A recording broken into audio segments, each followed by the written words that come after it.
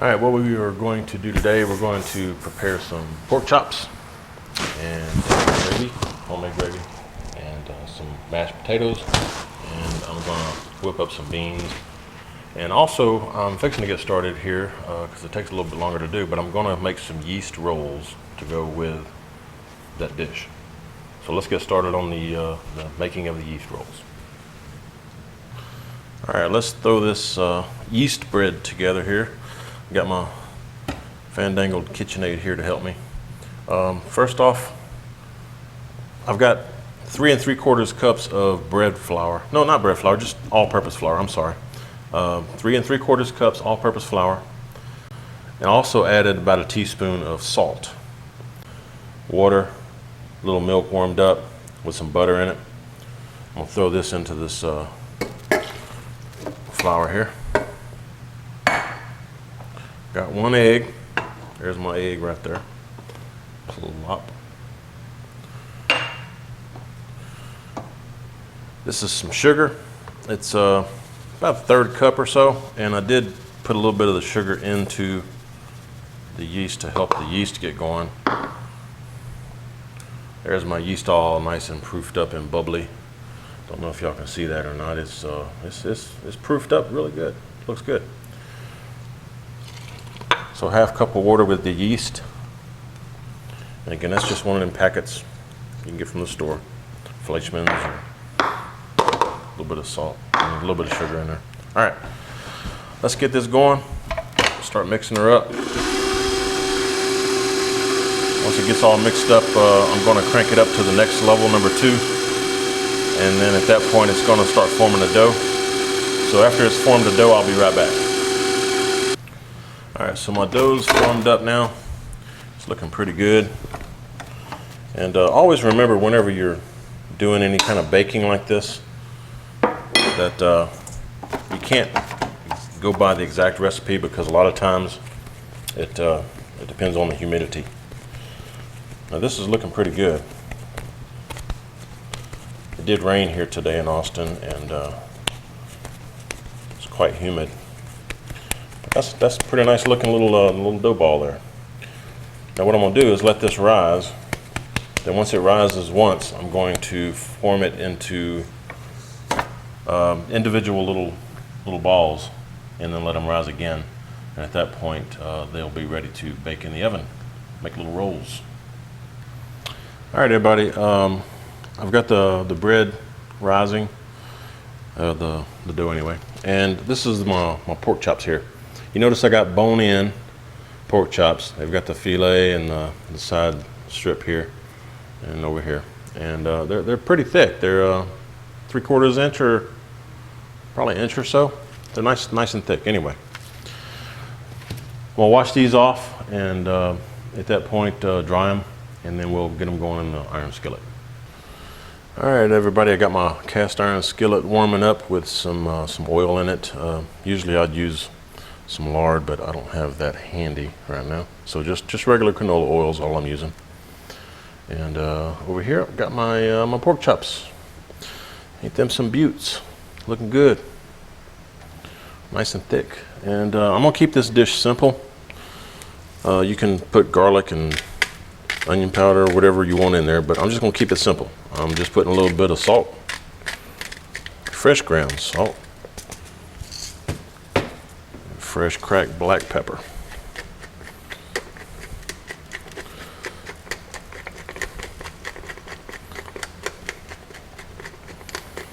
I like me some pepper.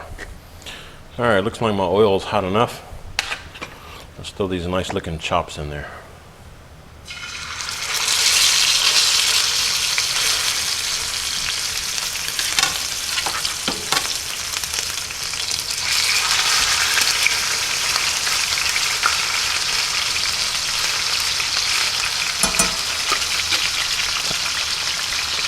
All right, so we're gonna sear them on each side, and once they're seared, we're gonna take them out of there and we're gonna make a gravy. Oh, I forgot to mention, you wanna get these really seared on each side, and the reason is they have little bits and pieces of meat and seasoning that are gonna get stuck to the cast iron on the bottom. and that's what we're going to use to help flavor the gravy. So make sure you sear them. That's why I was pushing them down earlier too. I was pushing them down, making sure that everything was in contact. So we're going to roll with that, and we're going to make us a nice gravy with this here in a little bit. Be right back. All right, let's check on these pork chops. Yeah, there you go. That's done pretty good. Flip her over. Let's check this one. There you go. Looking good. And again, try to push it down.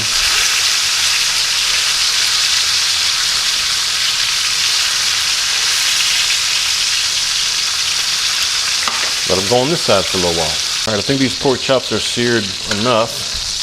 Give me a little bit of stuff down in the bottom there, flan or whatever you want to call it. Check that one out. That one's done pretty good. Kind of hard with pork chops because they don't actually lay flat. So I'm gonna leave these here for a second. I'm gonna start on some gravy here, and we'll deal with the pork chops here in a little bit. Let me start the gravy. All right, so I got my gravy here, or my oil anyway, from the pork chops. I'll throw in a little flour in here. And usually you try to do equal parts oil, flour. But I didn't really measure the oil, so I'm just going to play it by ear. Let's see what it looks like here.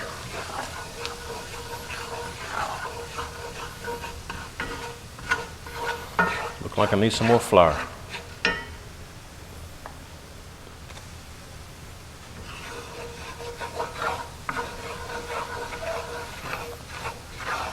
Ain't nothing better than homemade gravy.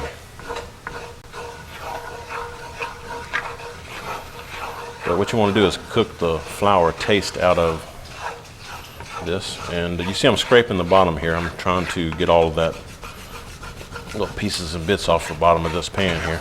And I'm cooking this on a medium high right now. Once it actually kind of starts coming together, I'm going to turn it down a little bit. A little bit more flour here.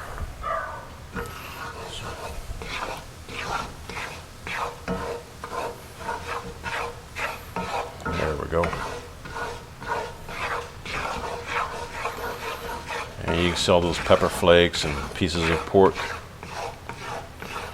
And I coated the pork chops pretty good with salt too. That's going to help flavor this gravy. All right, it's been a couple of minutes. I'm watching it all the time, so I can't really see that there's a difference in the color, but I'm sure since I've skipped a video here for a couple of minutes, y'all can see it.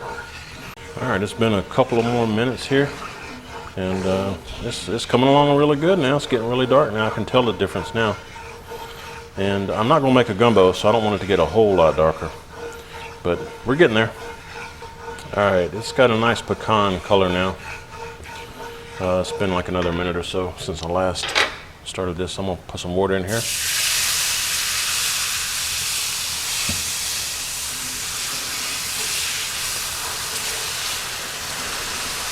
Make us a little bit of roux here.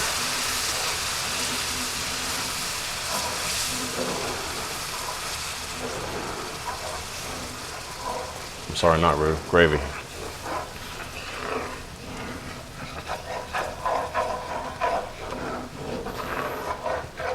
That get all mixed in together good.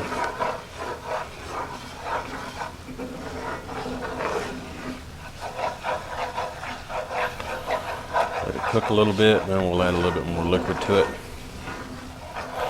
So let me finish doing this. Be right back. All right, so I got my gravy coming up to a boil now, and it's going to be a thinner gravy because I'm going to put the pork chops back in there, let them finish cooking and get all tender. But on this side, I'm starting to boil some water for my potatoes because we're going to make some mashed potatoes.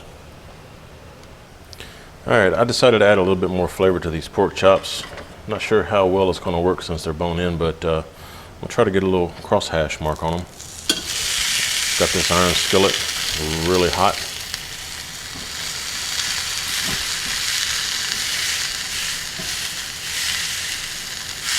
Push them down on there.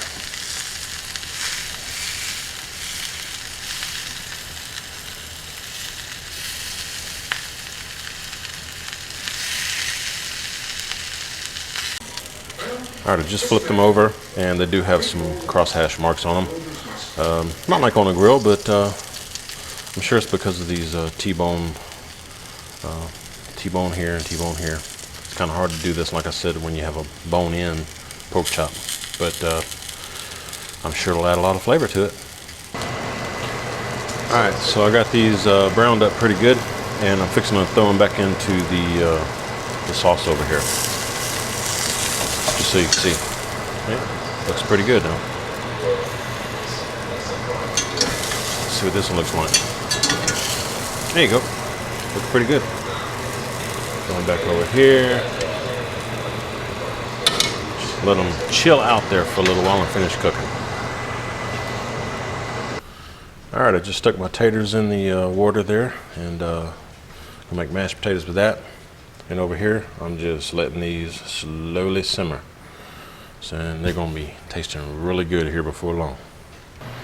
All right, my dough's been rising for about an hour or so, and I'm fixing to punch it down, and we're gonna make us some rolls.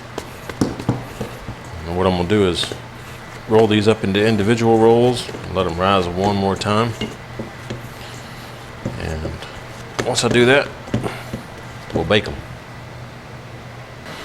All right, I got my dough all rolled out into rolls, and so 15 of them, and fixing to cover them up with some saran wrap, and we're gonna let them rise again.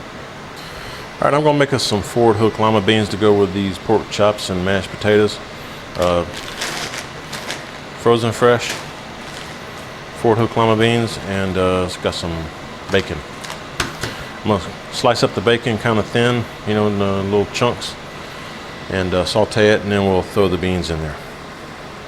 All right, so I've got the bacon in here, kind of browning it up a little bit, letting it cook.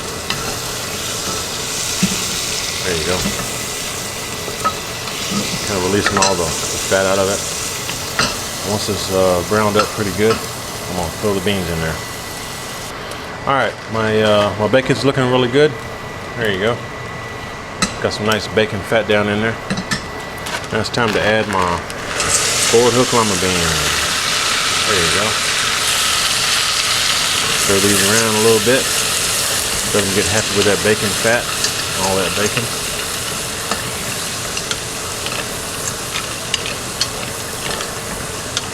Put a little salt and pepper in there. A little fresh cracked black pepper.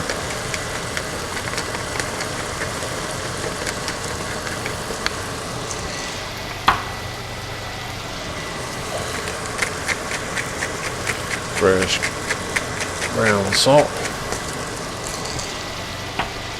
I'm gonna throw a little garlic in here too, and I don't want to throw the garlic in quite yet because it burns, but after a few minutes we're gonna throw a little water in here just to kind of cover them. Then at that point we're going to throw the garlic in and let them simmer for about 25 minutes. All right, it's time for the garlic. Pretty hefty helping of garlic in there right there.